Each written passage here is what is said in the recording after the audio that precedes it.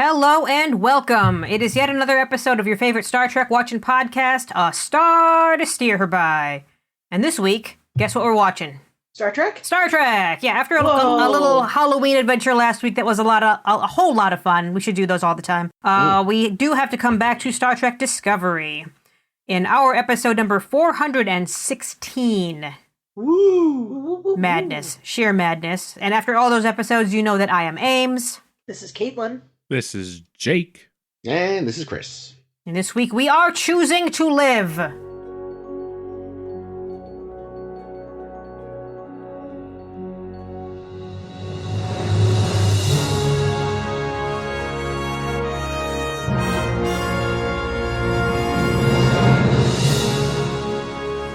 The episode is Choose to Live. We are gonna start off. Let's see, we got the USS Credence. They're flying around. Some mercenaries show up to steal dilithium, as they do. One of them says, "Choose to live," which people who've seen Star Trek Picard will recognize, and no one else. And also, which our commander, Patrick Fickett, does not do. Whoopsie. Sorry, that guy.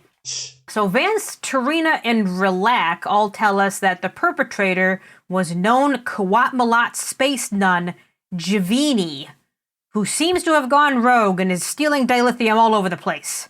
It's the perfect opportunity for Mama Burnham to show up and go on an adventure with us. Hooray!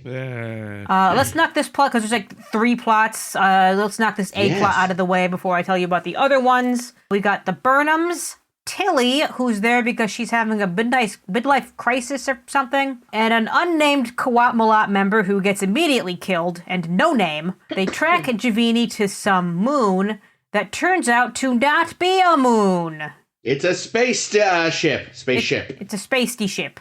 Javini... That's a spacey meet the ball. I want that. Javini didn't go rogue. She's actually taken on a lost cause, as, Kwat-Malat members are prone to do. These are the Abronians, who are in cryo on this moonship thing. But Javini is worried that they're in the way of that space anomaly that we've heard so much about over the last couple of weeks. And also, looters keep trying to infiltrate their ship because Abronians are partly made of latinum, which seems weird.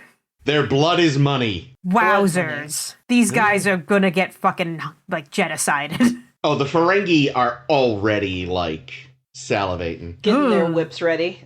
Oh, those electric whips, we like those. So Michael saves the Abronians by waking them up somehow. Gabrielle convinces Javini to go see trial on Navarre, for the whole murdering thing. And everyone learns a lesson, even though it's a little unclear what the lesson is. We'll get to that later. Choose to live? I guess. Choose to kill. I think it's that intent matters or something. Well, let's knock these other couple plots off quickly. Yeah. We get Gray gets his new Gollum body after Guardian Z hollows in to perform some Jean Tara. It's all a success and very cute. In our final plot, we have Stamets trying to convince everyone that the anomaly, which he has unilaterally named the Dark Matter Anomaly, or DMA, is actually a primordial wormhole. Whatever the fuck that is. So he talks to...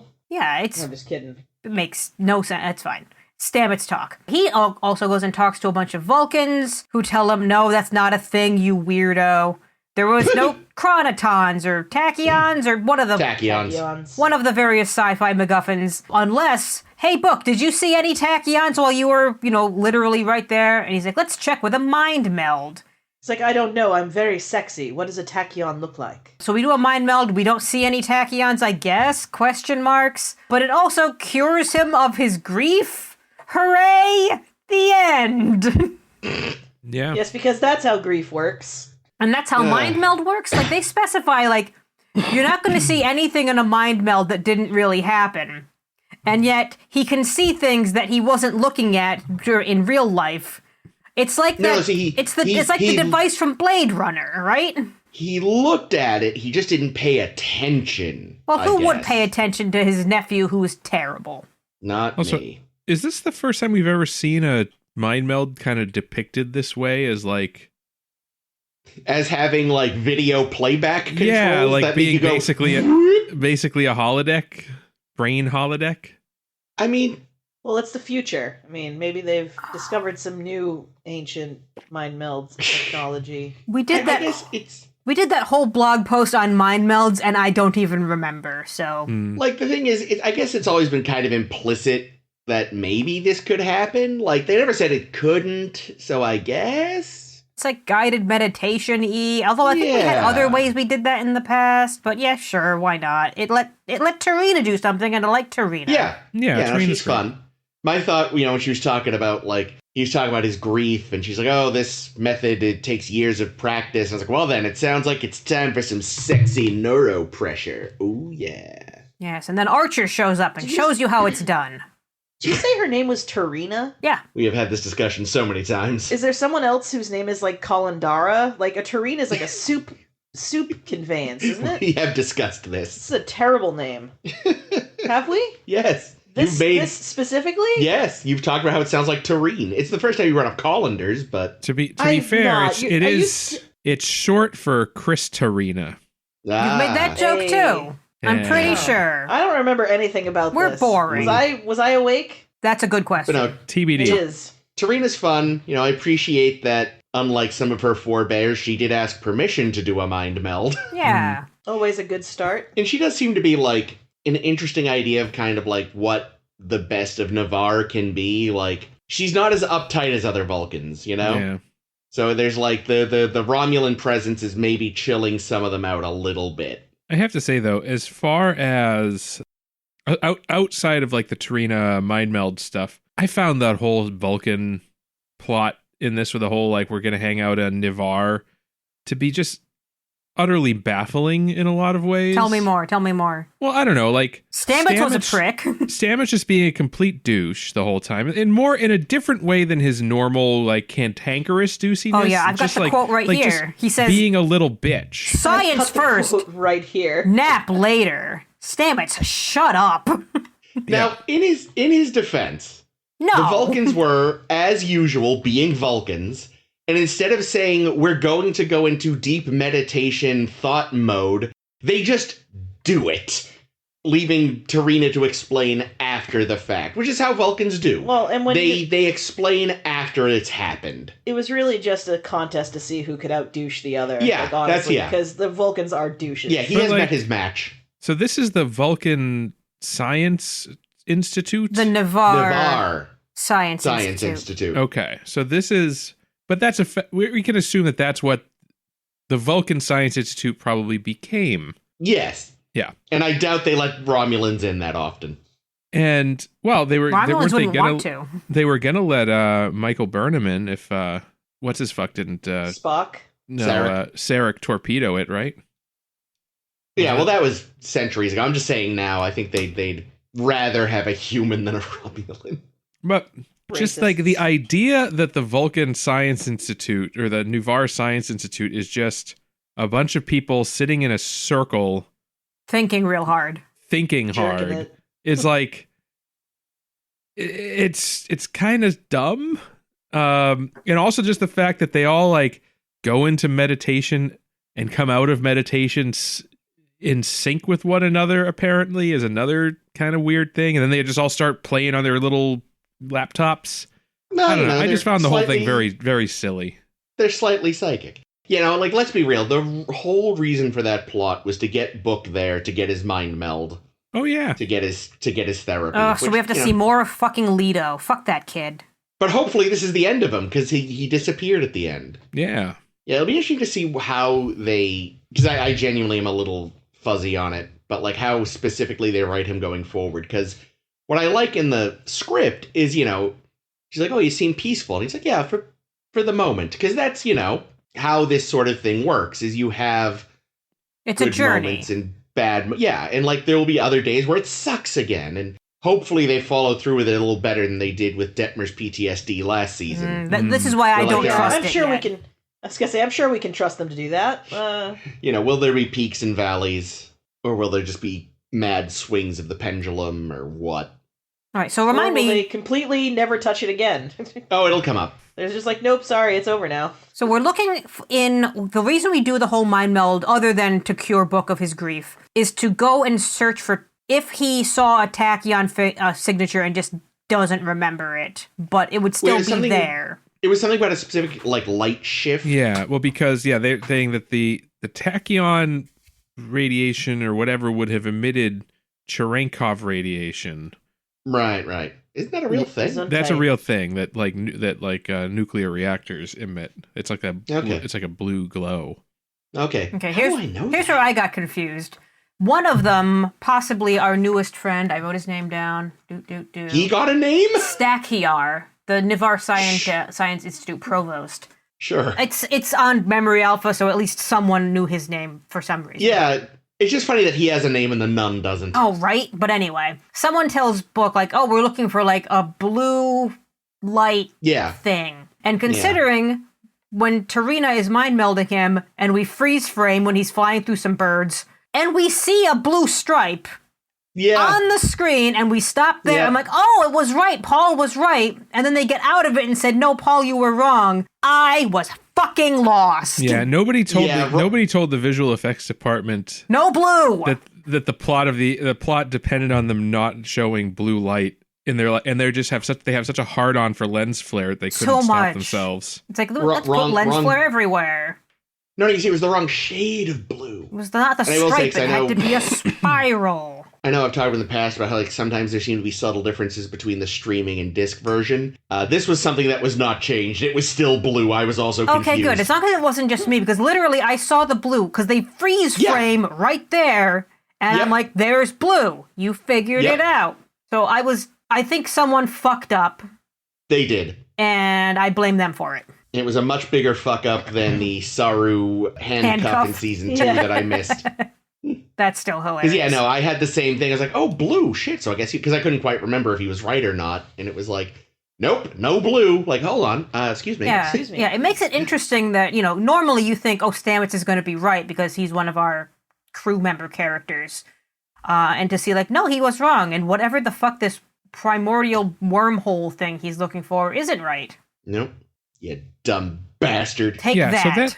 So then they went all the way to Navarre to do this thing, only to figure out pretty, like, in 1 second, basically, the time it took to do this mind meld, that the trip wasn't even worth it. And for all the Vulcans to take a nap. Yeah, everyone got a nice sleep in. That's actually literally, they weren't meditating. That was just Tarina covering for them. Like, literally, they listened to Stamets for 3 minutes and were like, we got to sleep this off. Fuck this guy. They just all they collectively decided to take a nap, and Tarina's like, meditation. They actually figured it out very quickly, and we're like, all right, dozy time. Yep. I'm there with them. What do they do when it's raining? Yeah, also, I'm sure there's a force field. Oh, that would work. It's always a force field. Or maybe they have those umbrella hats. That's got to be it. I want to see it. It goes especially good with the pointy ears. Yep. Oh, I've broken Chris. Oh, it's just such a wonderful mental image of these self-obsessed, self-important, overly serious people wearing umbrella hats. It is logical. One of them gets the wrong hat, and it's actually one of those, like, double beer hats. I mean, I've long, though, felt that, like, the whole Vulcan planet and society just seems very unsustainable. Like, it's like most of what we see of Vulcan outside, like, I feel like, well, that's one thing that I'll have to give some credit to Enterprise for, is that they actually showed us what a city on Vulcan looks like. Yeah. And that they have buildings that are not just made out of workers, like stone. Farmers. Yeah. Where do they eat? Yeah, but just like almost every other time we see Vulcan, it looks like this, where it's just like some rural place. In the middle of a desert. In the middle of a desert. There's like stone monuments and sculptures and things, and you would just assume it's just like some, I don't know, completely outdoor living society. Yeah. But Enterprise did show us that they have cities and buildings and structures, which makes sense. But then I think now we're kind of back to just like, we're just in these funky floating open air classrooms. Yeah, and I think we do get another brief peek at a city, or at least a town, in season 2 when Michael goes to Vulcan looking for Spock. I think. I know we go to their house, but I think they briefly show like a city shot, maybe. Possibly. I know they go to the caves with the face wall. Yep. Yeah. Special. Good old face wall. So yeah, this is a funky plan. I kind of was imagining that once the Romulans kind of moved in, they were like, yeah, let's build some like normal cities. You know, we don't need all this deserty weird shit. Was Yeah, it the Romulans. last week that we saw Michael go to a hollow, put like a hollow of a place on Vulcan up in her room? Yeah. Either last week or 2 weeks ago, but yeah, like some lake. Yeah. So there's also a lake.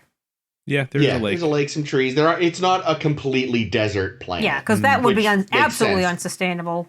Full of SETI Right. eels. Yeah, I mean, the impression I was always kind of under is that probably there is a lot of desert. It was probably way more biodiverse before they nearly annihilated themselves with nuclear fire goes back in back Sirach's day. To my hypothesis that the Vulcan species originated on Romulus, which is a much more conducive to life planet, and they're the actual offshoots. Well, Yeah, the Romulans threw them out like the English threw out the Pilgrims. They were just like, y'all are too fucking weird, get out.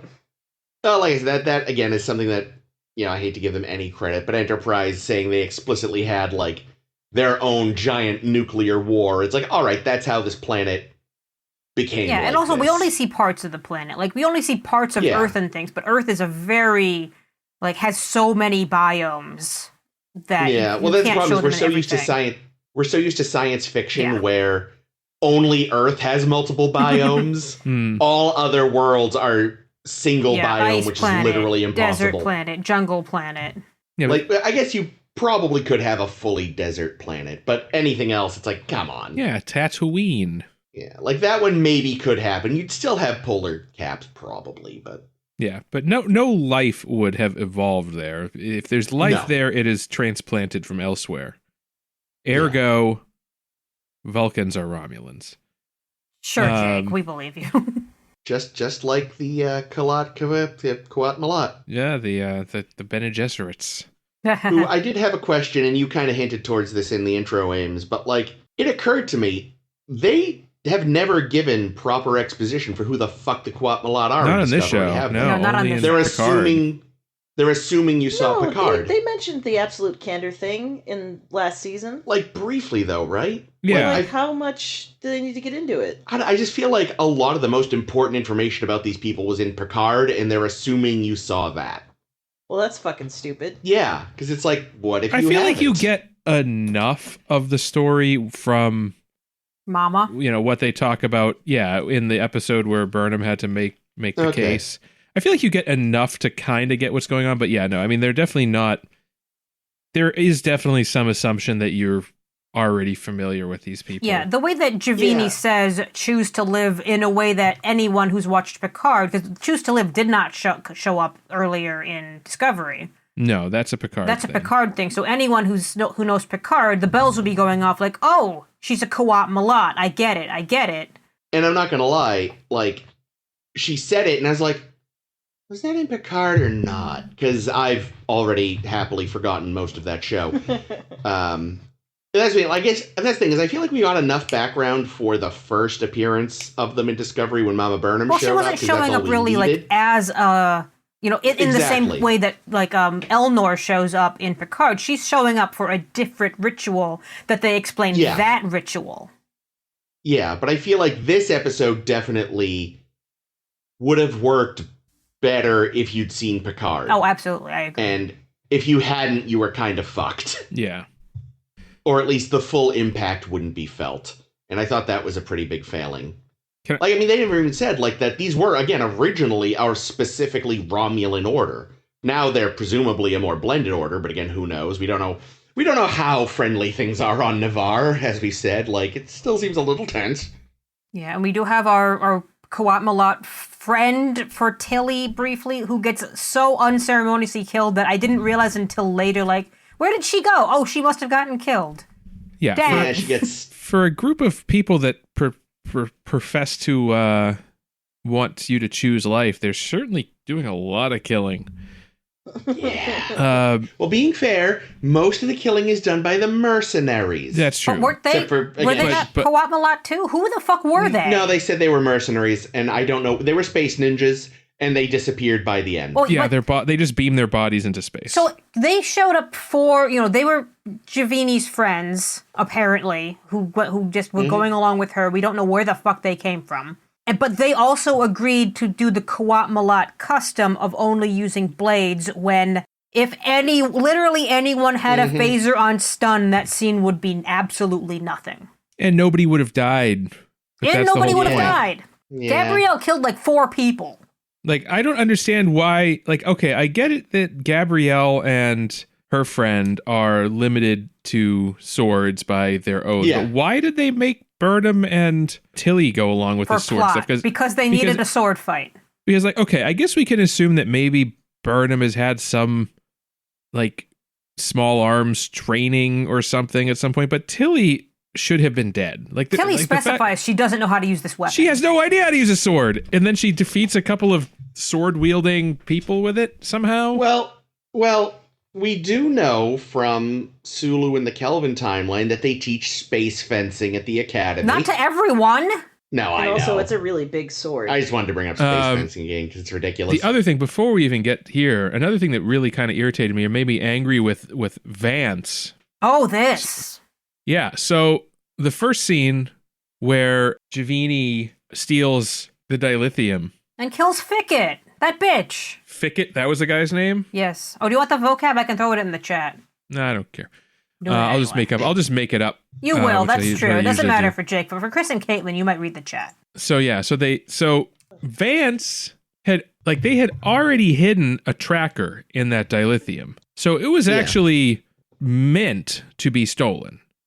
And Potentially. And yet nobody told poor Fickett. Okay, if somebody comes to steal this dilithium, let them do it. Don't put up a fight. Don't get yourself killed. If given the option, choose life. Because we got a tracking device in that dilithium. So there's no reason to lose your, to get killed over it, because we're going to use it to track down the criminals that are stealing it. But also, like, as far as we've seen up to this point, because of programmable matter, they're all always armed. Yeah, pretty much. Like, they can just magic a phaser into their hand, except this time. Yeah. And he could have, stunned her, and that would have been the end of it. Or he could have just said, Yeah. you know what? Take it. It's not worth my life. I choose life. Yeah, like, it definitely could have... See, the problem is, they fucked up, because, like, they wanted to have this bizarre thing. Like, if it had just been done the way it should have been, right? Like, they all just go, nope, surrender, it's all yours, because we know there's a tracker the blue on gel there. packs go off in their faces. Yeah, but then, like, you couldn't have this stupid extradition thing at the end that comes out of, like, nowhere that, like, I didn't get why Michael was so upset they're being extradited to Me Navarre. too. Because it's like, the Navarre, basically. Like, they're not just going to let this woman Like, go. that's what... Like, what? Like, I said It in felt so out of character. Yeah, like in my summary when I mentioned like what was the lesson that Michael learned, because I don't know what Michael believed this whole episode long, other than because her mother's trying to tell her, oh, I bet you Javini had a lost cause what is it? Lost cause? Is that the word I'm looking for? Yeah. Yeah. How that she's working for as a Colin Kai. Sure, that I believe it. That's something Qowat Milats do. And she says, the context matters. The reasons matter. Like the fact that she did this, she killed a man, but it was to save this race. And therefore there is like some additional like knowledge under that will affect like how she is processed. Michael then at the end seems to have flipped to, oh no, the Federation should have been the ones seeing her trial because of Fickett. And none of this came out of how Michael was acting the whole episode long. No, and again, it felt like the kind of thing that Michael wouldn't really give a fuck about. I don't even understand Like, why. as long What's as- President's name? I have it somewhere. Rilek. Uh, President Rilek is yeah. saying like, oh, we need Navarre to rejoin the Federation, so we need to bet on their good side and let them have this convict. But we know that the Vulcans are logical. Like this. Yeah. This shouldn't affect how they're joining the Federation, because they'll understand that these are different things because they're not dumb. Yeah, but there's again, not also only the Romulans are part of that too. So who knows? Maybe they're true. they're too emotional. Yeah, and again, the Quatmalat did at least start out as their specific. But this order, one went still, rogue. Yeah, it doesn't make a lot of sense. Like, again, I get giving them to Navarre to deal with as like a gesture of like, goodwill or whatever, especially since they've hinted that the Federation maybe got a bit too big for its britches before the burn. But again, they never fleshed that out. And again, it's just it felt very like it just felt weird. Like, I don't think all I could think was like Sisko shouting at Eddington that he betrayed his uniform, and it's like, I don't see Michael being this mad about this. Like, I could see her getting upset if she was being handed over to a group of people that were likely to not punish her at all. Right. Like, what does she care if it's explicitly like a Federation trial or a Navarre trial? There's gonna be a trial. Yeah. Yeah, and the Romulans will probably tear her to pieces. They both should, Maybe. because honestly, she sucks. She's like really bad. She's a bad person. Like, she chose not life. She chose to not live. She chose to go kill a bunch of people and get a bunch of people killed and steal shit when Burnham said, and it's obviously true, you could have asked for help. If you came to the Federation and said, hey, I need some help with this, they would have helped you. Yeah, like the justification they tried to have that, like, she didn't want to explain the full extent of it because she was afraid. It's like, well, that's a bad choice. She told these mercenaries. The Quatmalat are supposed to be these, like, crazy skilled fighters. She couldn't have just incapacitated Commander Thicket. Like, really? Fucking really? Yeah, and the thing is, I like the idea of her doing this kind of, like, lost cause thing with these people in crime. Yeah. There's something very interesting there. I like that a lot. She went about it in a stupid way. That's fine. Characters are stupid. I understand that. And she made a real dumb mistake. Especially Romulans. Yeah, she made a real dumb mistake. Not bringing this up to any of the other Quatmalat at the very least. Not bringing this up to Navarre at the second least. And not going to the Federation at, I understand like the whole, like, I have to protect them because otherwise pirates will drink their latinum from their blood. Whatever. That there is an interesting story, but everything else is really confusing about what everyone else's position on this is. I feel like, thinking back to the thing I said earlier about their blood, like, if anything, actually, the Ferengi would go to them and pay them a lot of money to keep that a secret. Oh. Because if you think about it, if it's in their blood, that means their body is just producing you want them naturally. alive. Oh, right. It would. Well, not only that. It's that it would lower the value because it's like self-replicating all the time. Yeah, if you've suddenly the bottom would drop out. Latinum wouldn't be worth shit because here is a species that just makes it. Like, suddenly the rarest element is now just, that thing. You don't kill them and suck all their blood. You just start farming their blood. You have them do donations. So if anything, they'd be like, no, don't tell fucking anybody. Just, here's money. Our blood is made of money. Here's different money. I mean, here's the thing. What do you people like? This whole quest that Javini is on to preserve, you know what it reminded me of? The fucking Vardwar. Yes. The Dragon's Teeth. From Voyager. Okay, I noted, I was like, oh, hey, it's Dragon's Teeth again, but I didn't remember the name Vardwar. For some reason, they didn't wake up. Let's wake them up. And those people turned out to be assholes. Yeah. For all we know, these people are also assholes. I actually personally think that these people were designed just to, when they first said their name, I didn't quite catch it. The Abronians, but I swear, the original draft was Iconians. Oh. And then somewhere, some writer went, no, that would make this one guy who does a podcast really happy, and we want him to be miserable. Let's call them the Jabronis instead. The Abronians. Jabronis. That would have been great. When they first said it, I was like, that wasn't Iconians, but it's really close. It sounds like Abrams to me, the Abramionians. Oh, God, I wonder if that was what Oh, no.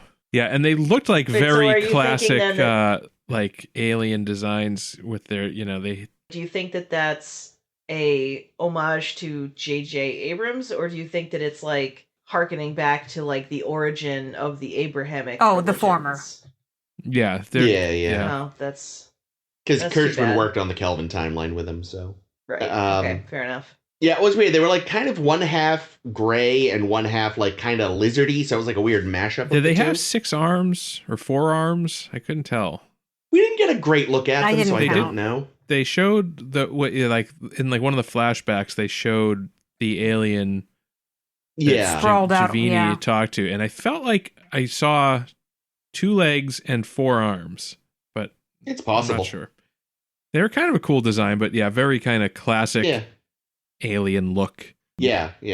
Not as classic as Jean-Luc, of course. Right. No, yeah, Where it he was literally just like a rubber Halloween mask. Yeah. Yeah. No, these were quite But a bit yes, better I definitely- looking than Jean-Luc. Yeah. But yeah, you're right. I had that same vibe of like, oh, they're kind of semi like just classic UFO boys, but they slightly tweaked them so they weren't 1-to-1. But yeah. So yeah, I think Javini is an idiot. Very dumb. Very deeply and not stupid. a very good. She got all her None. mercenaries killed. She got all her mercenaries killed. They didn't She- even try. They did not try talking first at all. Like that's where it No. also gets my goat a little bit. That Javini, someone who should be working on behalf of these people, her first impulse is to send like soldiers at them instead of ask who's there. Oh, it's Gabrielle. Okay. Yeah, honestly, I think the Quat Malat fucking terrible organization to be. It should like how does it survive this long being this fucking inept? Stubbornness. Because okay, A, we're gonna fight with literal swords instead of using much better technology. B, like just from just a being an asshole perspective, their whole choose to live thing. You're making the choice to kill. Yeah. Why don't you choose not to kill? Like, what? Like, okay, I get it. That's like, you're trying to say is, don't test me, bro. I can fuck you up. Like, that's what choose to live means. But at the same time, you're also making the choice to kill. Yeah. No, it's the Quat Malat version of like, come out with your hands up. Yeah, except it's not. It's do what I want you to do or I'll kill you, which is...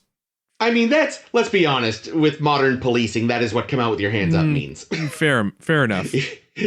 Comply or we'll murder you, and even if you comply, we still might murder you. But it's like, we're supposed to look at these, like, obviously Javini is supposed to be kind of a gray area person, I guess, because, like, oh, she's doing a good thing, but she's kind of doing it the wrong way. Fuck that. She sucks. She's bad. She's a bad person. I'm gonna argue that the entire Quat Malat is an outdated institution that has shitty policies and it's run by shitty people that do shitty things. I mean, it was outdated when we first saw it in Picard absolutely. 800 years prior. And they haven't changed. Like, but at least then it made sense because, no one was checking the Romulans' worst impulses. It's been another millennia. They've been living with the Vulcans for how long, and it's still allowed to exist? Like, come on, guys. The Quat Malat are not logical. At least enforce not using the swords. Sense? Use, like okay, if you're gonna be fighting people, use phasers set to stun. Use sense. Use fucking common sense first. Use, like, here's what you do. You fucking compromise. Like, look, we'll give you a blunt sword, but it's like a taser. So when you hit people, it stuns them. Like, here we go. Everyone's fucking happy. No one's dying. You get your stupid jackass sticks. And the thing is, the thing that irritates me the most from like a non-production or like a non-in-world perspective is that I feel like the whole reason that they do the swords is because there was a time, and it's to an extent still is, when they wanted to use like the streaming platform Star Trek for shock value so that they could do things, you wouldn't see this in TNG. So, obviously things like the Klingon titties and stuff like that. Oh, edgy. Oh, Tilly said the F word. Yeah, all the violence in season 1 Picard. And then I'm thinking the whole reason they gave the Quat Malat swords is so they could have that graphic decapitation scene. Spoilers. Well, fair enough, but yeah. So just like I honestly don't remember it. It's gnarly. I'll take your word for it. It's gnarly. It is a gnarly scene. It's a scene where you're like, it's shocking to see it in Star Trek, and like this the casual. And we'll talk about this a lot when we talk about Picard, but just like the casualness with which violence is used in Picard, the whole show, not just season 1, but the whole show. Yeah, which is why I say, like, instead of swords, the first thing that they should be doing is sending an email to be like, what's your deal? Yeah, like identify yourself. Or, you know the what? idea of Star Trek is usually like, you talk out your problems first. then try something else. That's the tricky thing with Star Trek is they want the Federation to be like, and this I'm not even kidding. I'm like legit, like maybe it's a failing of the franchise is like, because the Federation is supposed to be like your like goal, like let's be good like these people. They tend to make anyone who isn't the Federation, you like stupid. Yeah.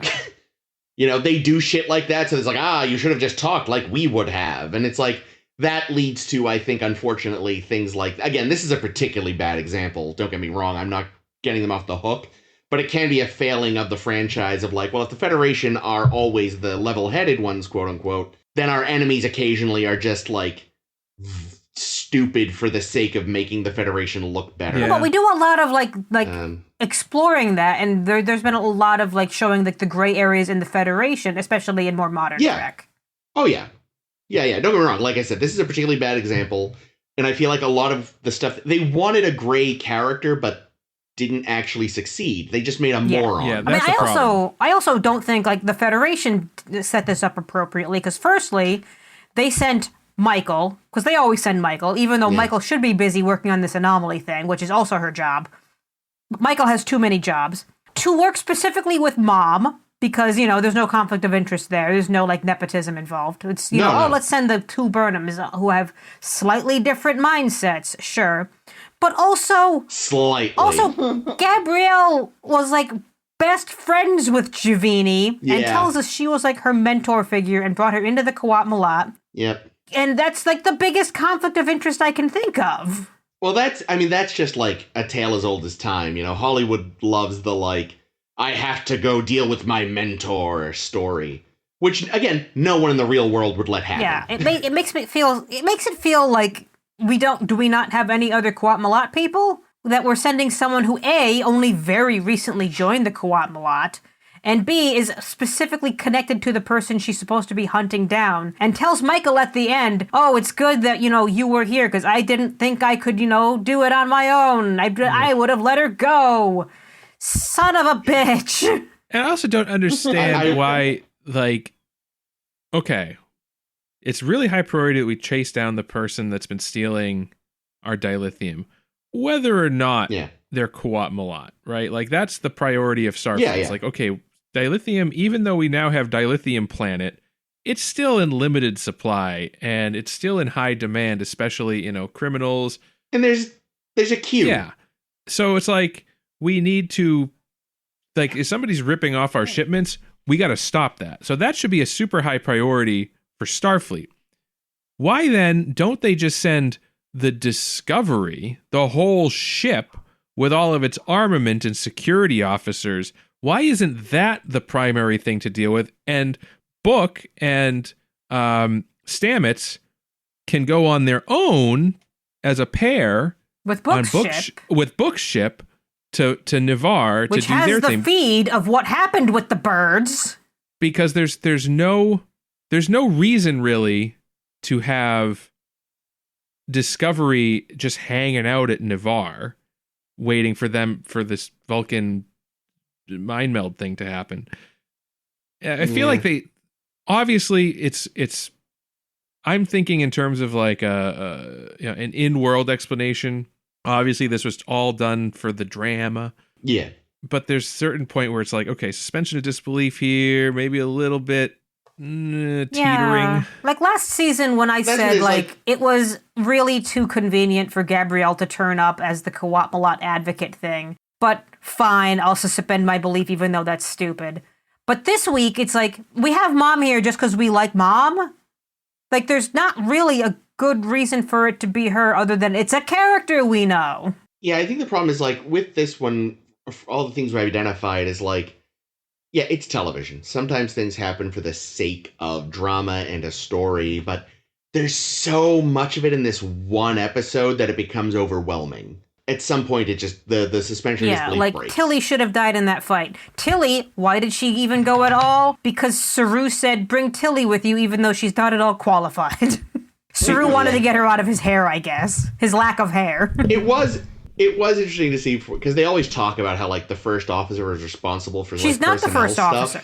No, but he is. Fair. Yes, and he suggests to Burnham, like, hey, maybe take her, because she's this could help her in things. It's like, oh, yeah, it's technically a first officer's job, but maybe this isn't the time. But it seems to be implying that, like, throughout this, they're really kind of heavy-handed with the foreshadowing that Tilly is going to leave Starfleet, it seems like, or leave the Discovery. I can't remember what happens. But Tilly is like reassessing her life, all of her choices in her life. Well, it's because Burnham unceremoniously fired her as the first officer and gave it to Saru. Whoopsie. Well, was she his, like, permanent one, though, or was she just a No, she was the stand-in? permanent first officer that Saru appointed. After Burnham got fired with cause, and then Saru made Tilly the first officer, and then Burnham became captain, and instead of... Yeah, and then she was made captain. Yeah. No problem. Then Burnham became captain, hired Saru, and then, like, was like, oh shit, I should probably tell Tilly about that. And now Tilly's having a quarter life crisis. I'm upset that she doesn't like mac and cheese. I no shocked. longer like That Tilly. I do not believe that she doesn't like. I cannot believe that character doesn't like cheese. She's a cheese eater if I ever saw one. Here's the thing.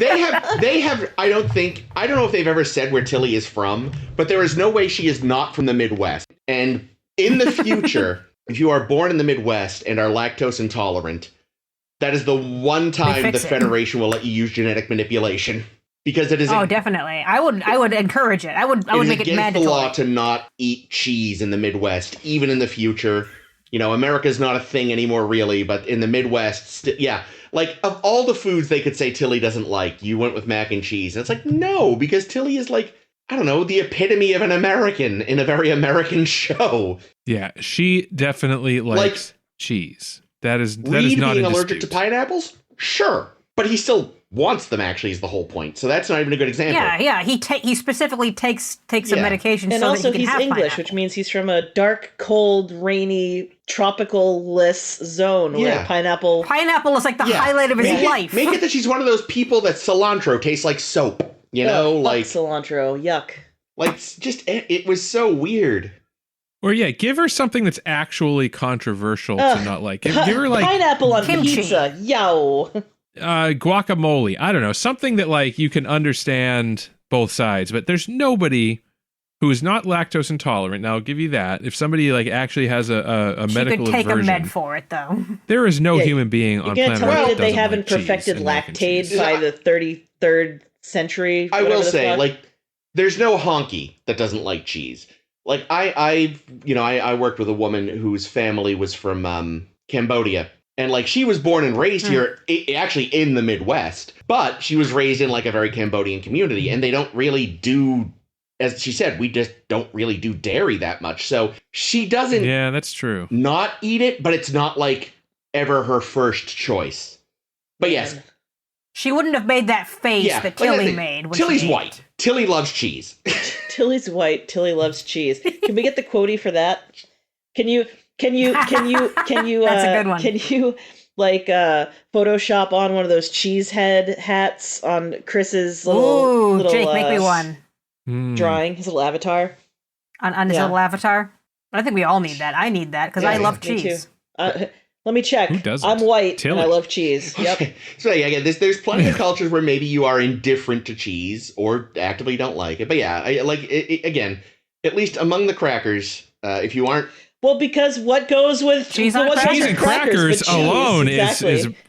But yes, if you're not lactose intolerant, especially in this country, you've had cheese like just thrown at you from the word go. And again, even if you fucking are, even before lactate existed, I would eat cheese, ice cream, whatever. I'd be like, I don't give a fuck. I feel like shit, but it was worth it. Yeah, and we saw Tilly eat ice cream before, so I don't think she has a problem with lactose. I think it's a flavor thing. That's wild. It's like, Tilly, maybe really what it just is you haven't found the cheese you like, and you got the wrong cheese on your mac and cheese. Because, like, I like a possibility. There are some stinky I like cheeses. cheese, but I don't like all cheese. Oh, yeah, maybe it was like what's that one that's like blue cheese, but it's not blue cheese? Like is Gorgonzola mac and cheese? Any cheese that goes in a mac and cheese. What? Any cheese you put in a mac and cheese is usually a pretty likable cheese. But you never know. Some fucking weird douchebag gourmet type might have programmed the replicator. Like, Tilly needs to get some white trash Kraft Mac box cheese.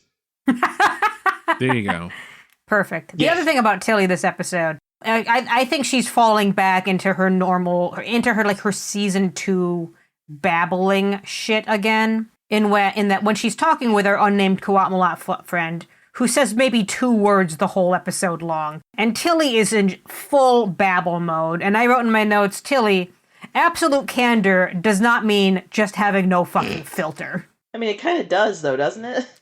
But I... No, because they don't tell you everything. They're just honest. Fair. They just, it's not that they don't shut up. I said to Chris, actually, like, right when I arrived today, I was like, I kind of feel like they shot Tilly back to first season with her fucking nonsense today on this episode. Yeah, I agree. Quite as far as that, but yeah, she got a little babbly. Yeah, I did like her with Saru and their plant. That was cute, though. That was a very nice scene. I like them. Fucking with him with the thing at the end. Yeah, the swamp cabbage. What the fuck was that? Something swamp bloom. Something. Swamp bloom. Swamp bloom. Swamp thing. You make my heart sing. That's good. Yeah. So Javini was they were going to try to make Javini kind of a gray area character, but another gray character is Gray. Hey, there you go. Who yeah, sure did. So yeah, that's the other plot of this episode that we haven't gotten to yet is what's going on with Gray. Gray is getting himself a shiny new body, as we found out a couple weeks ago. Yeah, and it's such a simple story. Like, there's not really like an arc to it. It's just a kind of like, we know Gray is going to get a body. Gray got a body. Yeah, I mean, they try to like build it up a little bit with this like, oh, will it work or not thing, but obviously it's going to work. It's, we know because we're the audience and it's Star Trek and we get it, but it's, it's watching Adira have to kind of just, because that's the thing, it's one of those things that does happen to people. It's like you have to wait after a loved one has a medical procedure sometimes, and it can suck. Yeah, to come out of anesthesia or something. Like watching Adira was nice because they obviously cared, and to wake up holding Gray's hand was cute. But I also know, like, I wonder if it's that there should have been like a little more of an arc, and they could have put this in a different episode that wasn't so crowded, so that we could actually see some more magical Trill shit. And normally I don't ask for more magical Trill shit, but in this case I feel like maybe it was kind of necessary. I don't. So is this? I don't know that I wanted another like magical Trill shit moment, but yeah, there could have been a way to maybe just kind of beef it up a little. So that again, like to go like find Gray in the Jean Tarot, maybe just forward. Like Adira dealing with it, maybe, or something, or I don't know. Yeah, again, it's not bad, but it does feel like it was kind of almost an afterthought, which is unfortunate because that elements of that are more interesting than this Kuatmalat's a moron. She's so dumb. It just doesn't make sense that she wouldn't just go to her people and say, "Hey, this is my lost cause." Yeah, like here's the thing. It's that simple. Yeah. Do you have to report them? Do you have to report lost causes to your superior? She have, avoided murder if she had just gone through proper channels somehow? Who knows? That thing, it's not even good. Well, what the fuck? Fun Romulan stupidity. It's just stupidity. But anyway, Gray. We got off Gray. Yeah, but that's because I loved. Sorry. Okay. I loved Gray hugging Culber. Yeah, that was nice. I loved it. Yeah, I know it's a little thing, but it is always kind of nice to see a minor character come back in there. So it was like see Guardian Z again. It wasn't just new Guardian. Because, sometimes, especially with a very minor part like that, you can't always get the actor again. So it would have been somebody new. But it's there's a sense of continuity there, which is nice. Oh, yeah. And we learned that Gray was looking to become a Guardian, which is kind of interesting. Maybe had come up before, but I don't remember. Maybe. If I'm misremembering it having come up previously. I do find it somewhat interesting that the Jean Tara works remotely. Yeah. Because Guardian Z is only zoomed in. He's a holo, yeah. And then he says, "Oh, I don't sense Gray." And it's like, how could you? It's how would you? You're light not years here. from here. Yeah, don't think about it too hard. Yeah, don't think about it too hard. But in which case, why not just have him there? Yeah. Because then we wouldn't think about it at all. We know. Yeah, if they just had. We know Discovery can jump. There was no reason for Z to not. So it's not a stretch to say they jump to Navarre to drop off Book and Stamets, jump to Trill, jump back. that's the thing about the mushroom drive. You don't have to worry about, like, wait, how did they get from Trill to Vulcan and back so fast? It's like, because they've got the heart of gold. Yeah, exactly. So I feel like that was an unnecessary detail that just didn't need to be there. Still nice to see. But yeah, so this is basically this is Jean Tar. That was the same thing from Facets. Yeah. So this is just basically a permanent version of that, which would have made Kurzotto very happy. That's what I was wondering. So I imagine this means that, like, Gray is no longer in the symbiont anymore, which is fascinating. That's what they kind of said, because like even Adira's like, I can't sense, like, Adira couldn't she sense says she Gray can't either. feel him anymore.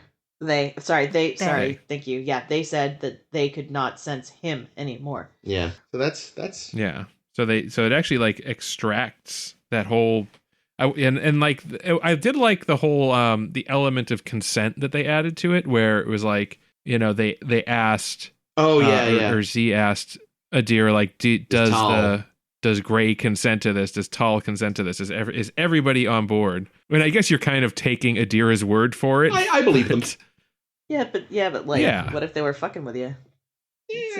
Though I did think it was like, I mean, and I don't know, I'm sure it was just for brevity or whatever, but the fact that Adira was just kind of condensing what Gray was saying in ways that were not necessarily in line with what Gray was saying, I was like, listen, bitch, you got one job. He can't speak for himself for, like, a couple more minutes. You can't, like, just actually say what he says. I was a little annoyed. But then that's boring for the audience to hear it twice. I don't know.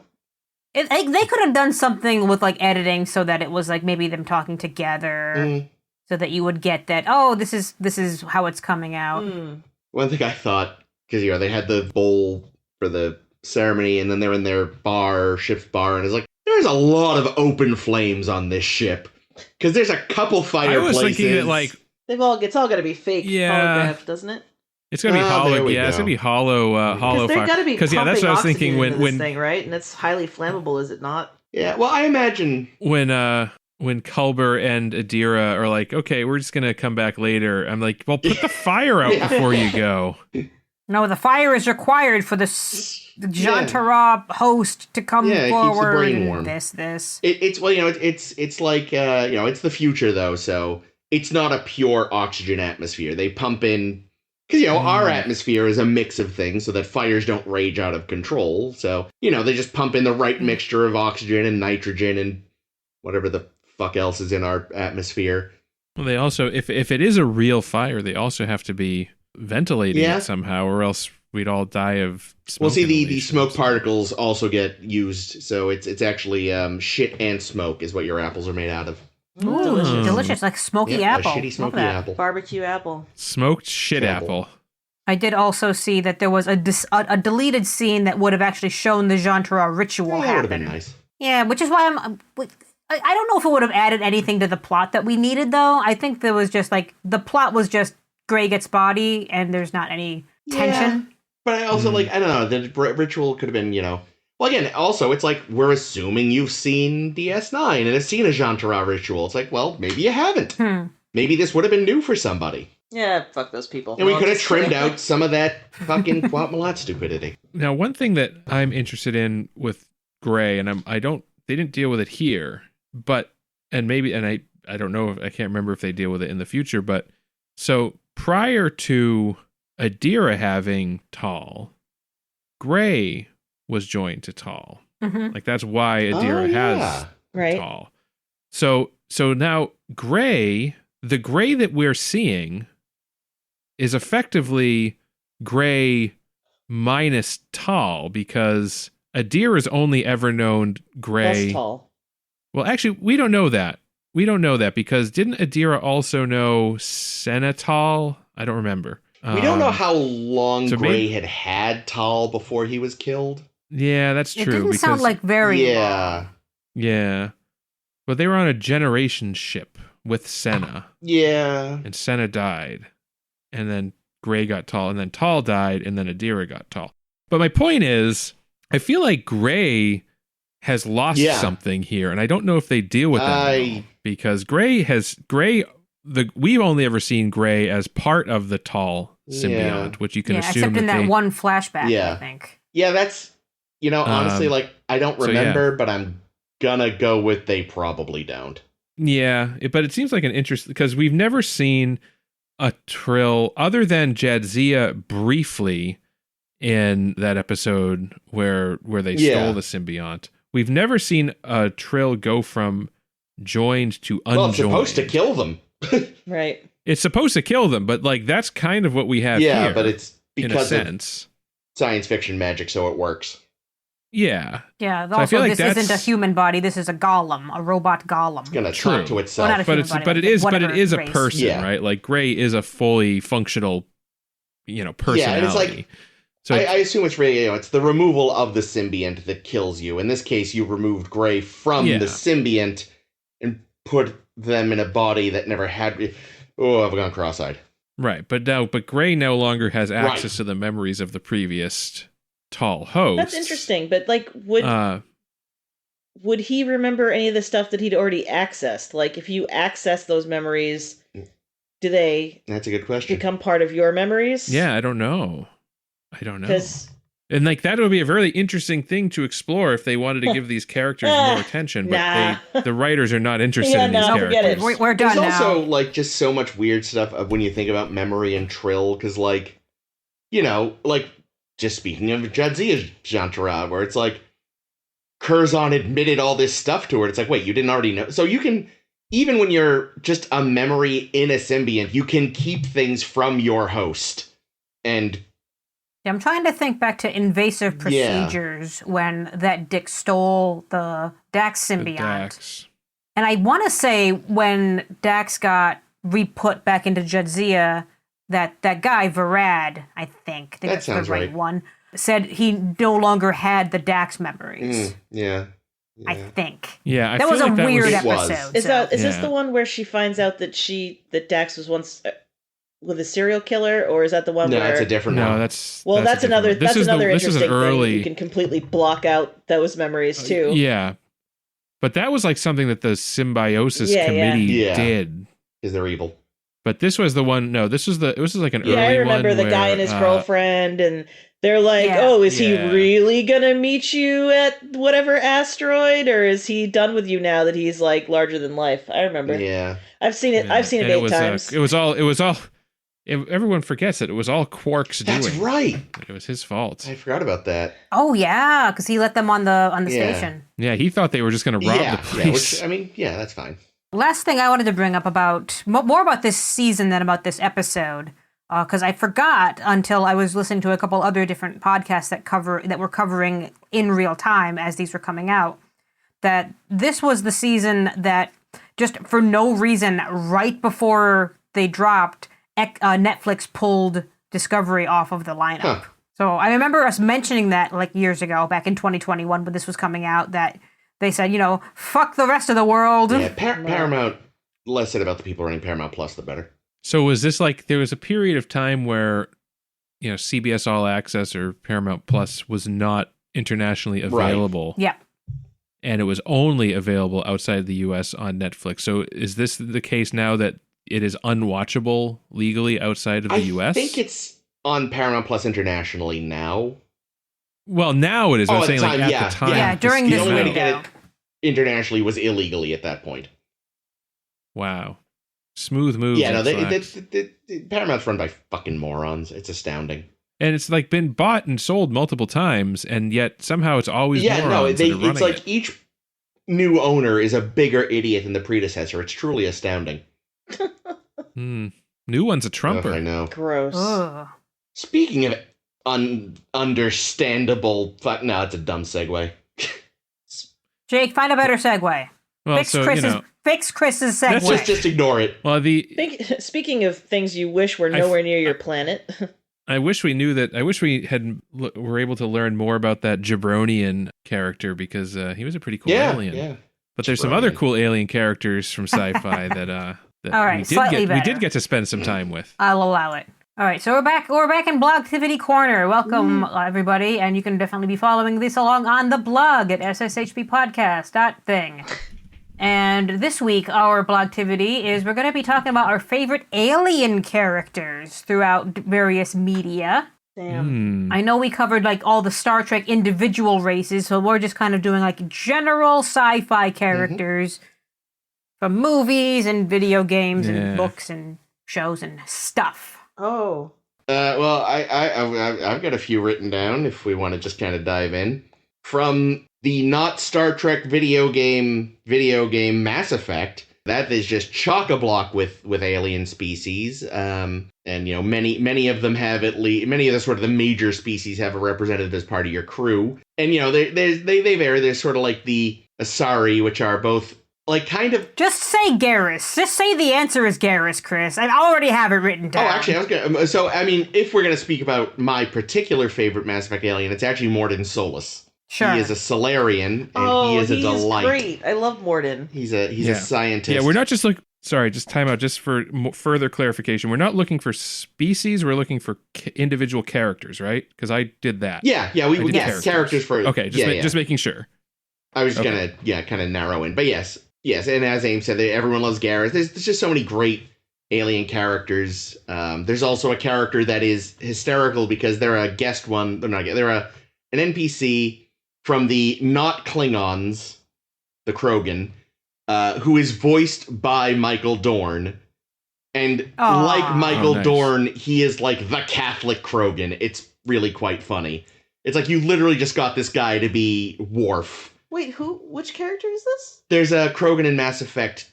But it's not 2. One of the main ones. It's no, he's a random one, and you kind of butt heads with him because he's like... Jesus, don't butt heads with a Krogan. They'll break your fucking face. Maintain tradition even though our species is dying, and your character is like, dude, we're dying. We need to just, like, change shit up.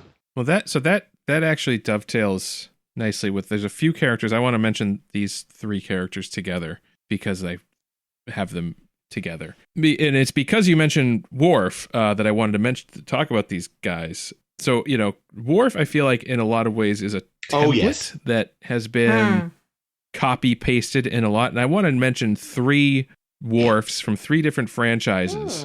And like, because they're obviously, in my opinion, kind of copy-pasted from Worf, but with subtle and important differences that I'll talk about. I know I can... So the first one... guess 2 because you brought them up before. I don't know what the third is going to be.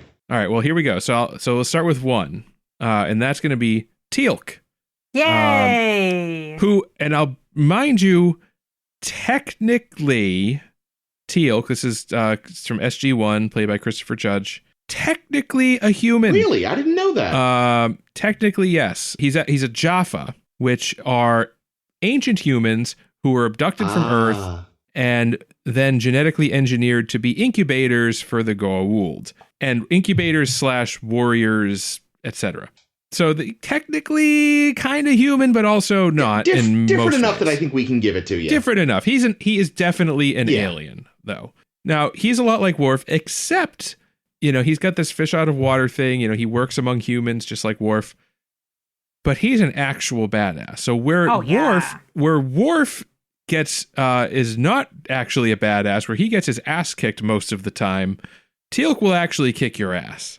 They let Worf actually win sometimes in DS9. But in TNG, he's just to be Worfed. I mean, to be fair, Worf does kill Gowron, who is even less of a badass. Yeah. My second Worf is Ka Dargo from Farscape, who is a Lexan and played by Anthony Simcoe. Again, very Worf coded, except he is an actual good father who cares about his son. You're just picking better Worfs than Worf. Yeah, now, mind you, he later kind of disowns his son. Well, his son turns out to be a prick. His son turns out to be an asshole, so not far off from Alexander in that respect.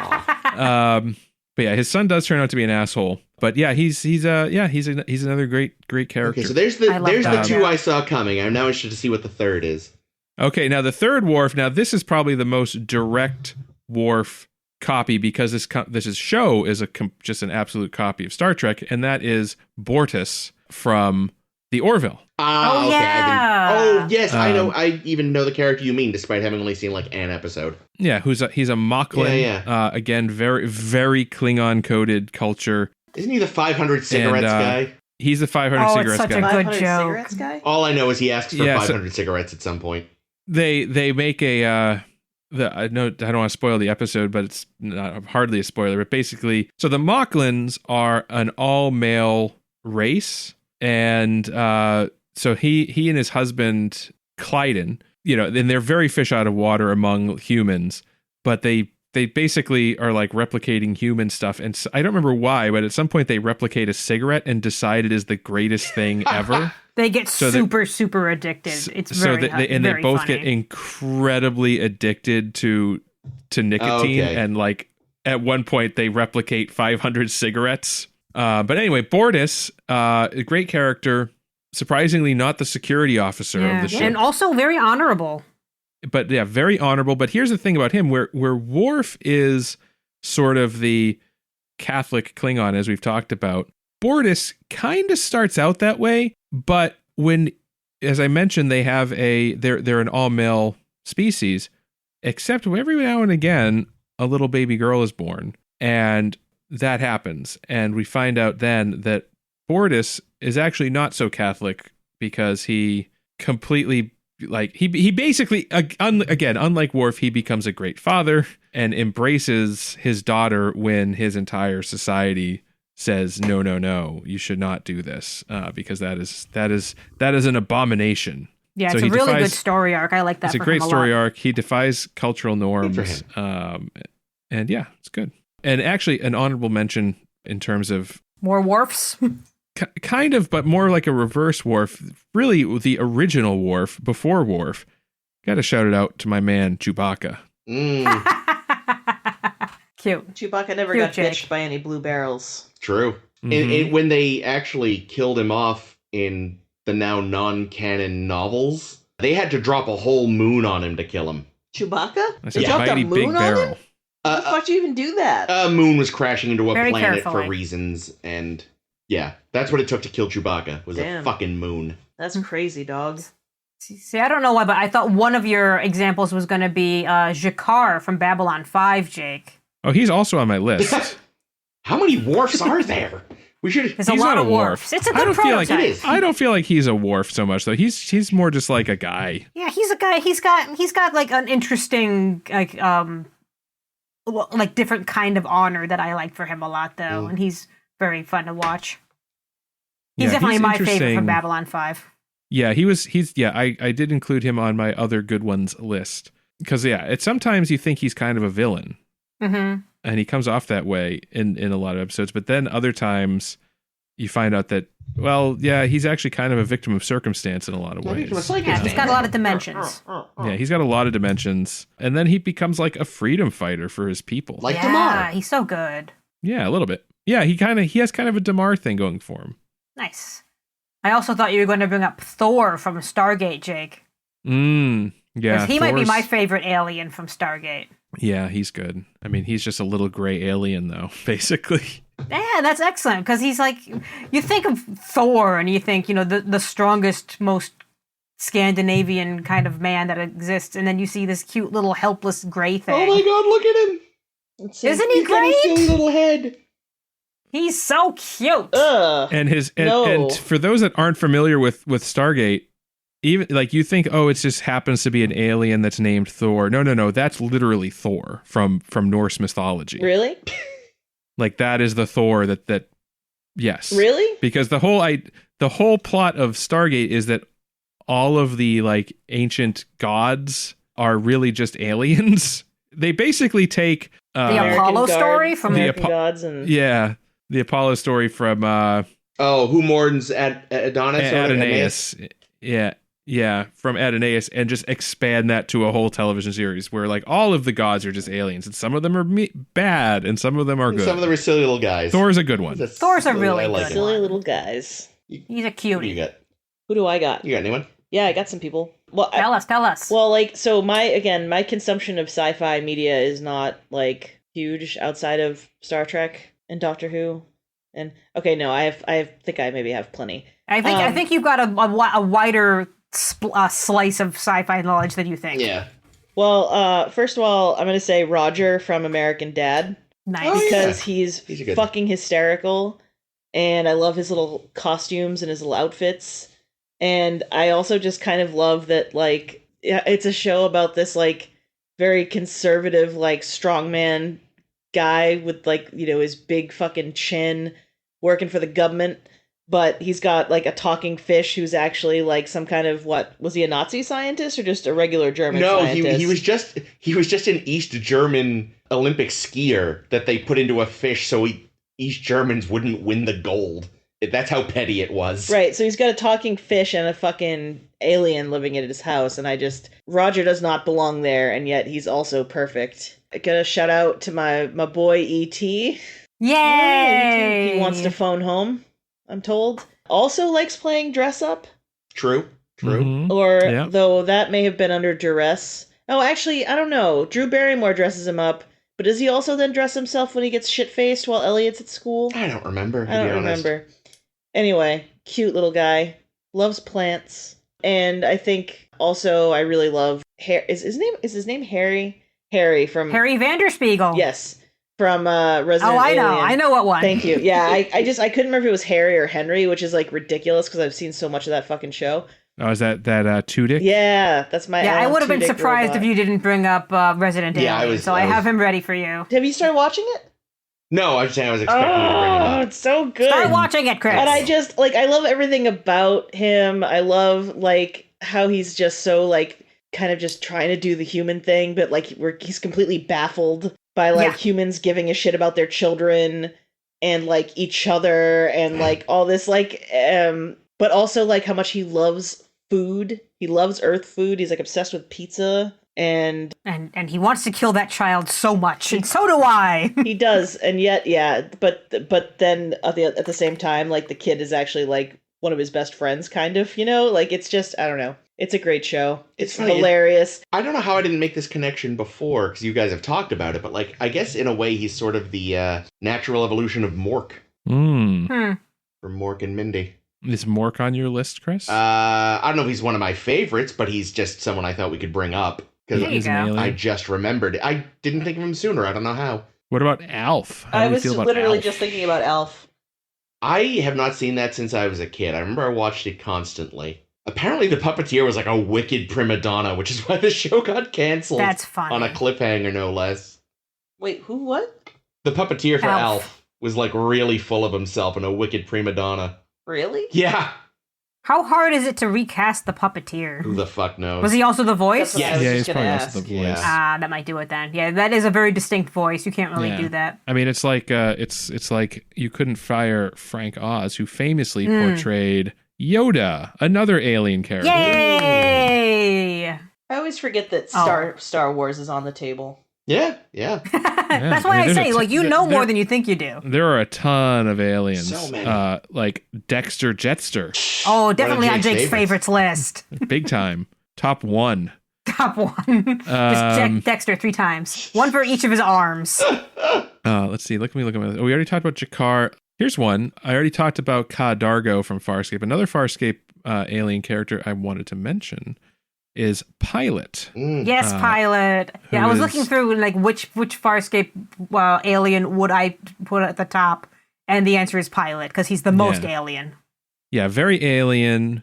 Just a multi-armed creature that is permanently married to Moya, who is also an alien character in a sense, but that's true. More a ship and less a character, I guess. Although we do meet her in person on one occasion, right? We see Moya personified. Ish, yeah, true. We do, yeah. She talks through some things in times. But yeah, Pilot is our interface, and he's great. And he's got such a tragic backstory. The more you learn about Pilot, who normally is just, he's stuck in one room, he can't leave. Yeah. You have to go visit him to talk to him. But then when you start learning things about him, it's like, what a deep character for a giant fucking puppet. Oh my god. And of course, I don't know how I didn't think of this sooner. Gonzo is canonically an alien. Is he really? I didn't know what the fuck Gonzo was. Muppets from Space established he is in fact an extraterrestrial. He's my favorite That's Muppet. funny. Yeah, because again, obviously all those wonderful Farscape creatures are Muppets, so... Yeah, but true. one of the original Muppets is in fact an alien. Oh, God, and the Yip Yips from Sesame Street. Oh, God. I love them. Oh, they're great. Those are one of those, like, fever dream things. Where, they really are. For years, I didn't think it was real, and then I saw them, and I was like, oh, my God. I thought I was just a deranged child. No. Oh, I got another big alien puppet for you guys. Audrey 2. Oh, right. Audrey's an alien. Yeah. She's a mean green mother from outer space. Yep. Actually, I guess technically all these seemingly human residents of the manor in Rocky Horror are actually aliens, aren't they? Yeah, they're from transsexual Transylvania. Yeah. So like That's an alien planet? yeah. I don't think I follow if there's a plot to that fucking madness. Yeah, no, there is. They're aliens. Yeah, at the end the manor takes off to return home. Oh, okay. So I yeah, understand now. at the very least Tim Curry and like the staff are aliens. I don't know But about not Little Nell. right, she's human. okay. Yeah, and I don't know about like the other party goers, they might be too. But at the very least, yeah, like Riff Raff, Tim Curry, and the Columbia. maid. Thank you. Are No, aliens. Magenta. Magenta? She's Magenta. Columbia's the other one. Sorry.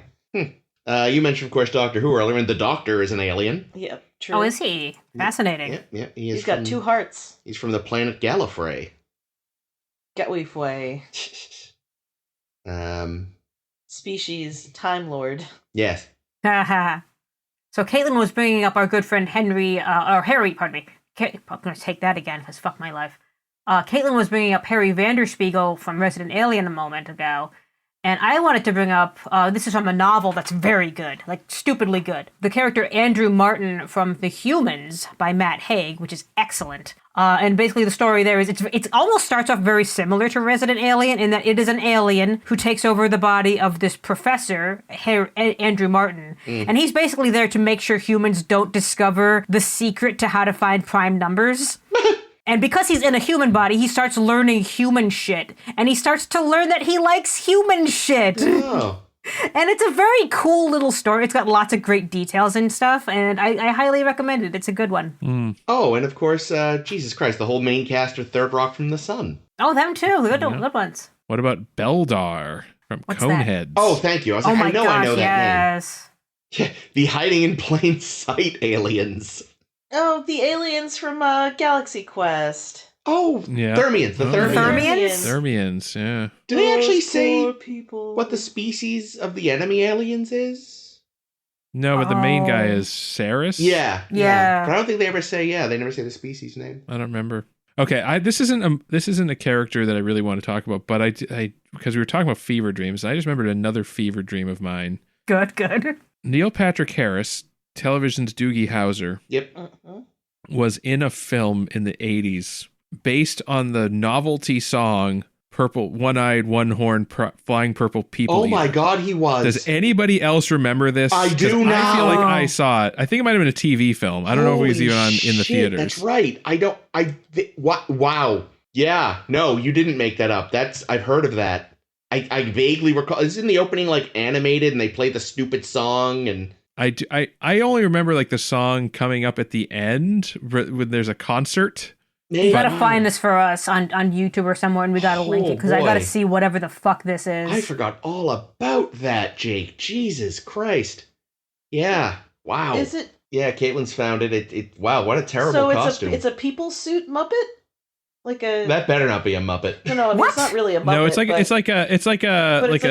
a mascot suit. Yeah, no, Yeah, it looks like a fucking escapee from McDonald Land. What the fuck? Ooh. I hate it. You know, it is not pleasant to look at.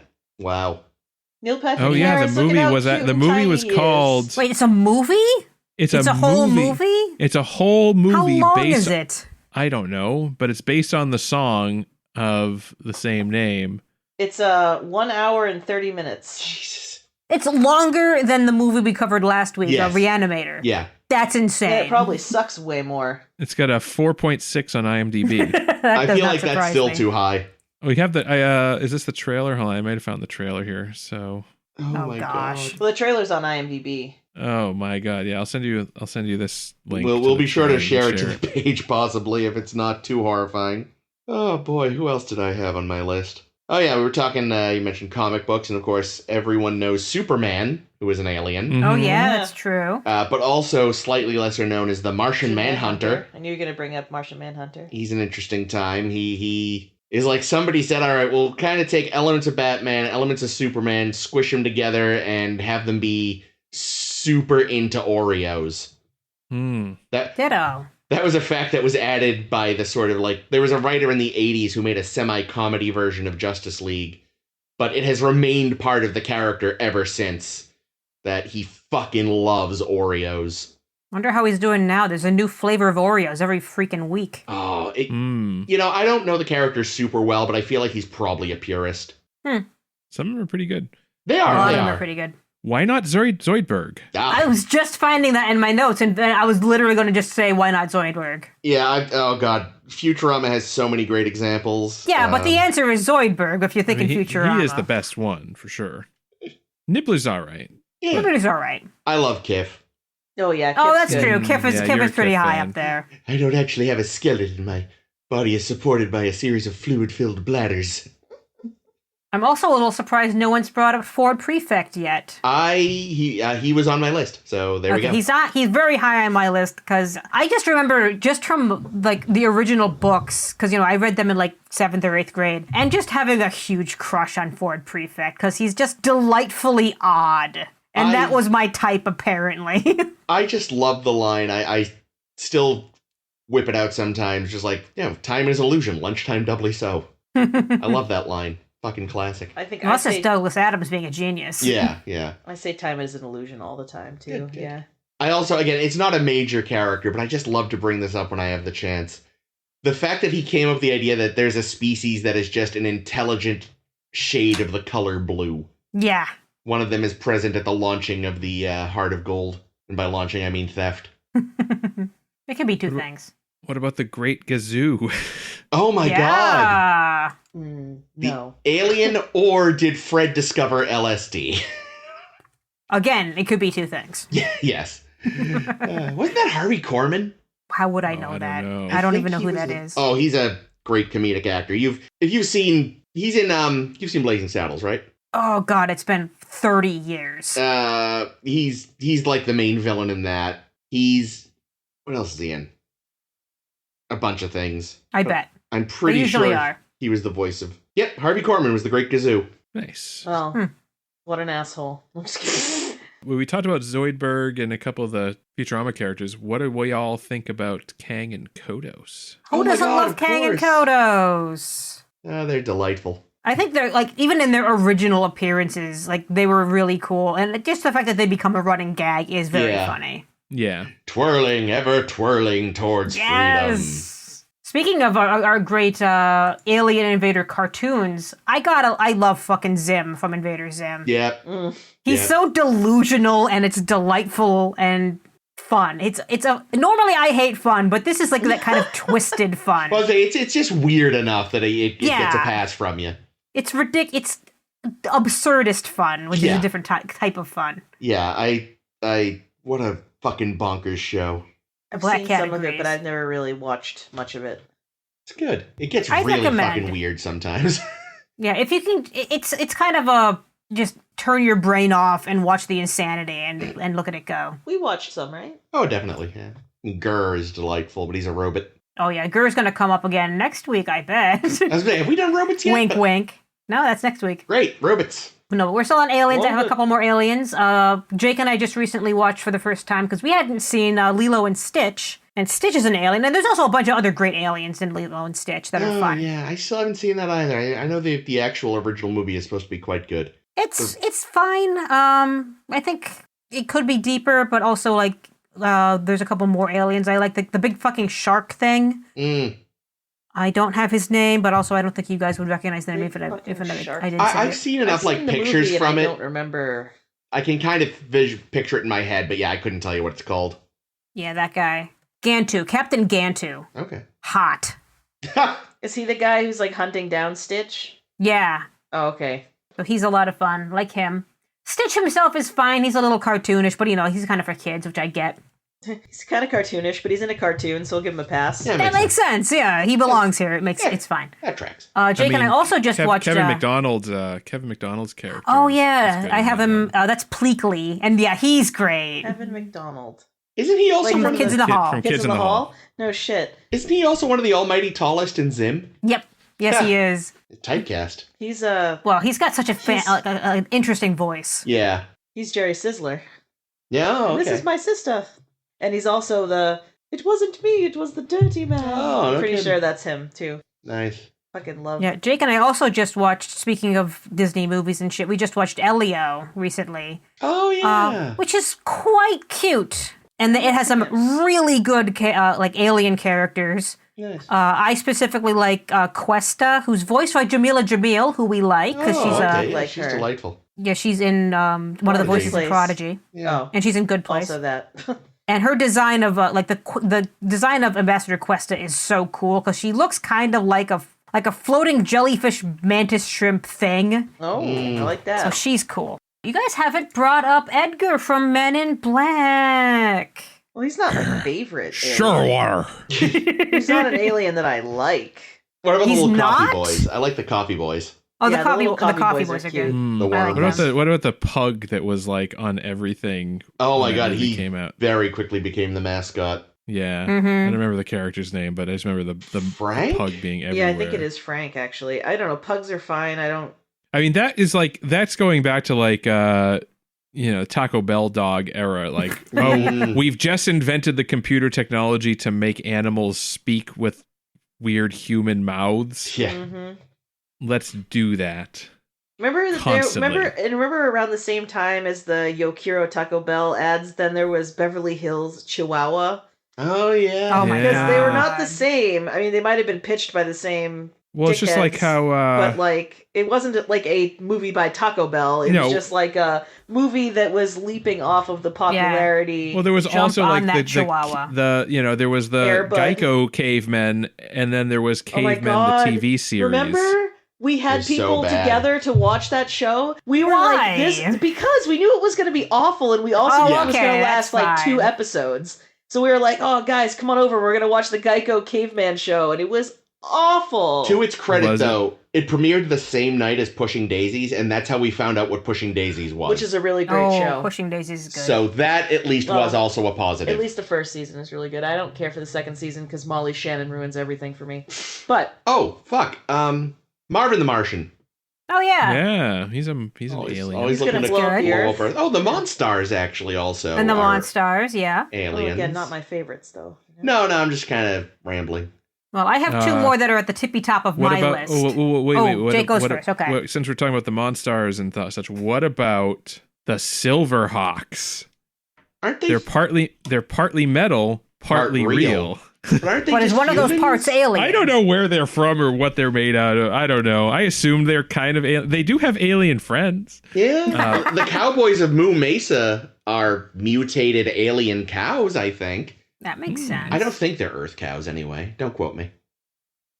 Earth cows are easy. Yeah. Oh shit, yes, them! Of course! yes! whatever they Oh are. my god! Do they have a species Jeff name? Goldblum. It doesn't matter Just if there's Jeff a Goldblum. species name; they have character names. Yeah, no, it's just Whiplock, Zebo, and Mac, Yeah. and I love them to death.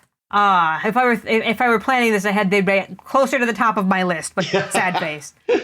But actually, at the top of my list, which hasn't come up yet, and I don't want to spoil because, god damn it, this would spoil. Like I could spoil a lot of things, but just saying, Abbott and Costello, the 2 heptapods in Arrival, are lovely. Fair enough. Like But they're do a they very, meet very Frankenstein? interesting alien. Say again? So, but do they meet Frankenstein? Close. So they're at the top of my list. I love them. And also, and this is a super spoiler, I'm going to just say quickly, Rocky from Project Hail Mary, which is, the movie is coming out in March, and I'm going to see it and try not to spoil Jake on anything else about it. Good luck. Because the book is fucking gold. Does anyone else have any shout-outs they want to make? I don't think Oh, so. I'm sure I'll think of a dozen other characters. As soon as we stop recording. Yeah. Yeah, so we're gonna do our favorites. Yes. Well, I don't know if these are my favorites, but I am just gonna the 3 that I mentioned. I'm gonna make my 3 because Your Worfs. my wharfs. Your Worfs, that's great. My wharfs. I'm not doing a top 3. I'm doing a Top Wharfs. Top Wharfs. Top Wharfs. So I'm going to say Teal'c, Dargo, and Bortus. They are great characters too. They are all, and they're all great characters in their own. Regardless of how wharfy they are, they're also excellent, and their shows are really good. I will reiterate my boy Morden Solus from Mass Effect, Kif from Futurama, and fuck it, the Doctor. Damn. I will say Harry from Resident Alien. Yes. I will say, I'll definitely still say Roger from American Dad. That's good. And I think I'll also say the Doctor. That makes sense to me. You do seem to like a Doctor Who. I do. I, in fact, have loved many Doctors Who, I mean, I, of course, like anyone else, have my favorites, but, most of them have their merits. Because I have to pick my favorites, and I definitely want to pick Abbott and Costello because they're just a very interesting sort of alien. And if you haven't seen Arrival, like, go watch Arrival. Don't spoil yourself on what I mean by, like, how cool they are. Sure. Because they're fascinating, and the movie is great. So they're going to make the top of my list because they're super, super cool. I also want to give it to... Oh, boy. I didn't think far enough ahead. I'm probably going to say Ford Prefect because I feel like he was, like, the basis of a lot of my enjoyment of science fiction in literature. I'm glad he made the list. And do I pick the guys from Earth Girls Are Easy? Yes. No, I think I gotta do Rocky from Project Hail Mary and just hope he's as good in the movie as he is in the book. There we go. I've got to mention, neither honorable nor dishonorable, the neutral people of Futurama. That's great. Well done. Thank you. Obvious joke. Had to make it. Did you? Yep. Tell my wife I said hello. And now, Jake, tell us goodbye. I shall do just that. Well, thank you all for listening to our Star to Steer Her By this week on a Star to Steer Her By podcast. Hooray. Which is what this is. You can catch up with us on the internet, on our social media at Blue Sky and Tumblr. Our username is SSHB Podcast. You can also go to sshbpodcast.com. You can also find us on Facebook. Just search for Star to Steer Her By and you will find us. You can follow us, comment, and like, and send us a web thing. You can also download our podcast on SoundCloud. And you can download our podcast on Apple, as well as Spotify, YouTube, and anywhere else you can find podcasts. You will find whatever. I say words with my mouth. Anyway, that's about all we have for today. We will be getting back to it next week when we review the next episode of Star Trek Discovery. All is possible. We'll also be talking about some artificial life forms.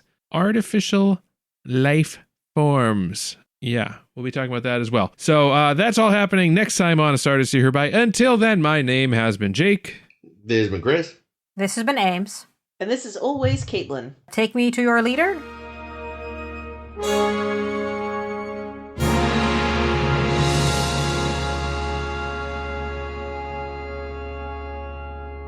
Good work, everybody. All right, we're done here. Bye. Good night. Bye.